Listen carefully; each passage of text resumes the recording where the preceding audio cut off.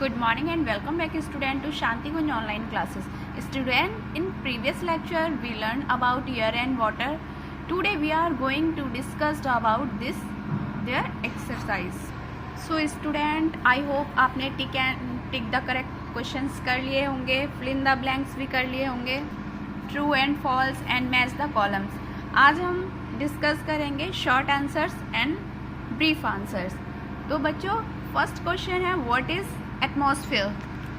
इसे हमें शॉर्ट में बताना है तो हम बस इतना ही लिखेंगे, the thick layer of air that surround the earth is called atmosphere. Second question था name the different layer of the earth atmosphere. तो हम इसके सारी लेयर्स के नेम्स लिख देंगे, troposphere, stratosphere, mesosphere, thermosphere and exosphere. Third question है what is humidity. Humidity के लिए लिखेंगे हम the amount of water vapour present in air is called humidity. Next question explain the different uses of water. So question number 4, in our everyday life you use water for many purposes like drinking, washing, watering plant, bathing and cooking. Question number 5, how much part of the earth is covered with water. तो इसके लिए लिखेंगे about 75% of our earth surface is covered with water, but most of this water is saline is as it is present in sea or oceans. Next question was why is there a need of purify water. इसके लिए आप लिखेंगे rain water as it fall on the ground dissolve many substances from air in it.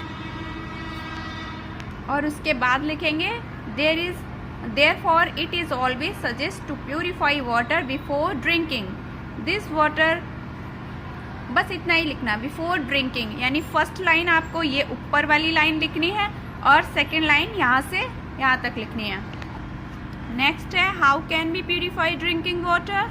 So student, इसके लिए आपको लिखना है sedimentation and डिकेटेशन. बस आपको ये हेडिंग ही लिखनी है, इसकी डिटेल्स नहीं लिखनी है. सेकेंड पॉइंट में फिल्ट्रेशन एंड थर्ड पॉइंट में डिस्टिलाइजेशन. अगेन आई रिपीटेड, आपको इनकी डिटेल नहीं लिखनी है, बस इनके हेडिंग्स लिखने हैं इन शॉर्ट. अब आते हैं ब्रीफ क्वेश्चन आंसर्स पर. Question number 1, right in brief about the first and second layer of the earth atmosphere. तो इसके लिए आपको एटमॉस्फेयर की फर्स्ट एंड सेकेंड लेयर के बारे में लिखना है.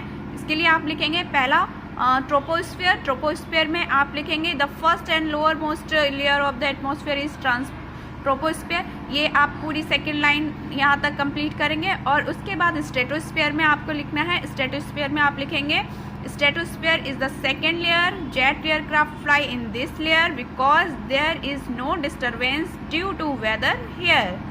It contain ozone gas. बस इतना ही. Next question, why is the atmosphere essential. इसके लिए आप यहाँ से लिखेंगे the atmosphere is held around the earth due to the gravitational force exerted by earth. तो ये आपका सेकेंड का आंसर हो जाएगा. नेक्स्ट क्वेश्चन है explain the properties of air. इसके लिए आप पहले लिखेंगे air is all around us, you can not see it but you can feel it.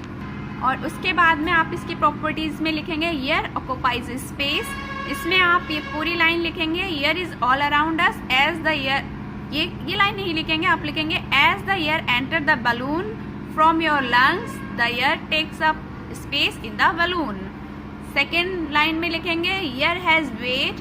If you take 2 balloon and blow in air in them and hang them with a thread to both the end of a stick. फिर ये इतना skip करेंगे, फिर लिखेंगे if you defeat one of the balloon the stick will tilt towards.